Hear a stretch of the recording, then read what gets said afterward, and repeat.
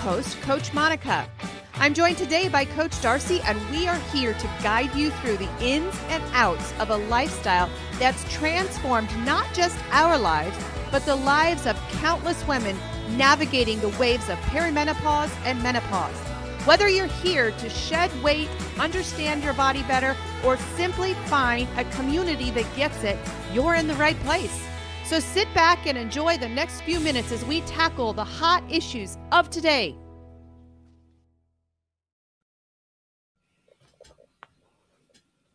Good morning, Coach Darcy. How are you? Morning. I'm good. Are you good? Ish. I think I'm good-ish. As this sounds bizarre, but I had been feeling off in my, I think also things in my skin and all that, since we all know that I have like skin issues. I've realized that I haven't been taking my iodine for like 2 weeks. Oh, And I do so then that. I do you that all the know, time. Yeah, and the importance of iodine, I think is I do very that. good for my skin and the thyroid.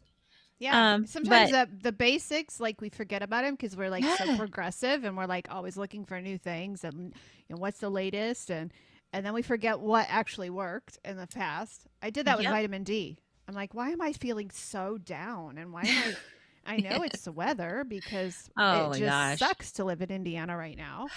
Why But do we have more snow? why do we live in Indiana? Well, I mean, I like Indiana for the fact that it has beautiful weather. We don't have highly dangerous snakes and animals, things like that.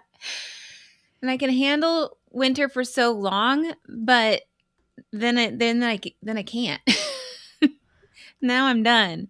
Yeah. So we have to choose the good with the bad, I guess. I know we do. We do. I mean, we don't have snakes. We don't have hurricanes. We have tornadoes, but Yeah. we don't have a lot of what what is out there in the world. And so we do have to be thankful. But yeah, yeah. But I do. I forget. And I telling you what, I was really feeling the seasonal depression there for a while, and I did start taking vitamin D. I'm like, oh, I see a little bit of light. So yeah, we got to remember, what works for us, is not always followed by us. Yeah. So Right now, sorry, I was going to say right now we're sharing this out because Monica's still banned. I just learned that this morning. This is a long banning, like for something that they mistook. It was supposed to be 30 days. It was supposed to be 30 days, and it's been well over 30 days. And they said I was selling GLP-1s, which is what I preach against every day of my life. Yeah. And yeah, I'm banned, but there's multiple ways to get around that. So we took a few seconds to share out to our personal pages. So yeah, we have a topic today that really is near and dear to our heart.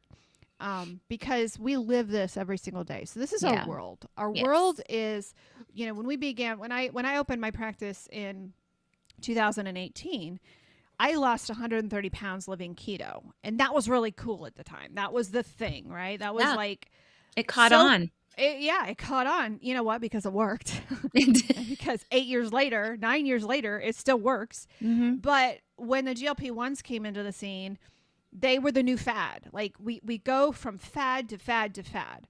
And so now the new fad is the GLP-1s, which you don't have to work for that. It's free weight loss, right? Yeah. Free weight loss that will cost you your life at the end of the day. Mentally, physically, it will cost you your life if you take that route. And so we have been like, well, what do we do with our practice? That's the new fad right now. Is keto over? Did keto stop working? Did people stop doing keto? And here we are, you and I, sitting here living our lives, 130 pounds down, 70 pounds down, saying, well, hello, that's what we did. Mm-hmm. It was, that's what worked. And now what do we do with that? Because people aren't talking about it. People aren't in tune to it. And so we had to do a reflective kind of look at our practice and thinking, okay, do we change? No, we don't change because it works, right? I think it's so important to know that science doesn't expire because the trends and the fads do, just because there's a Mhm. magical pill out there. Science does not expire. And so that's what we want to talk about today. Is keto over? Do we throw in the towel? Do we just go and say, all right, GLP is the way to go? Do we just do that? Or do we really talk about it and say, well, trends, the word keto, is like past tense, but Mhm. science didn't die. And Yeah. science is still here. And science is like sitting here saying, hello, what are you doing? It works, right? So, Yeah.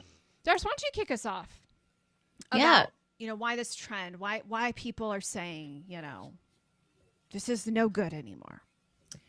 Right. So I think it's because, what happened was when people try something new and they get, they start to feel like, I don't know, they live the lifestyle. I think the thing that really gives them the hiccup is actually the social aspect of a trend, and how it works with their busy chaos, and when they are not, and the instant gratification portion of all of that as well. When those start to cause a person to think about, oh, really wish I could just join in with my friends. I really wish I could just, eat what everybody else is eating and not feel like I'm on a diet when I'm around them, or and don't really have the support, things like that. Then you start to get into your head, because, in fact, the science, like you just mentioned, the science part doesn't expire. Like, science is science. Um, I was just telling you about how the word keto even was rooted. And the same goes with carnivore. But keto comes from that word ketone.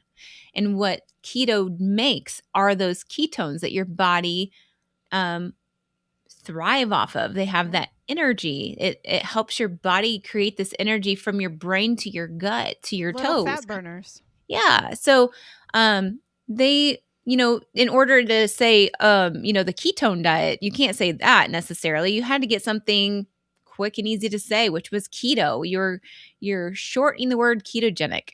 Um, you know, so they shortened that to keto. And so keto for a while was a good trend until people, like I said, got a little distracted and let the other portions of that lifestyle just kind of make them think, oh, I'm, or even people saying, oh, that keto diet's going to kill you because of things that happened to other people because they weren't doing it properly. Right. So really the trends die, but the psychology or the physiology, I can't say Physiology, right. physiology of that stuff, it doesn't, because it's tried and true. It still is something that, again, helps with people with epilepsy, Mm-hmm. still gives mental clarity, still gives um you know reversal of the ailments that Yeah. we've adopted over the years. Yeah. It's been um studied for over 100 years. So this isn't new yeah, science. right, This is right, old science. yeah. So um I think that's the trend. You've got, Yeah. again, like the trend of what is a ketogenic trend and fad versus, what's actually tried and true. Mm-hmm. That you want to talk about that. Yeah. Yeah. Yeah. It's been proven. We already have the research behind it.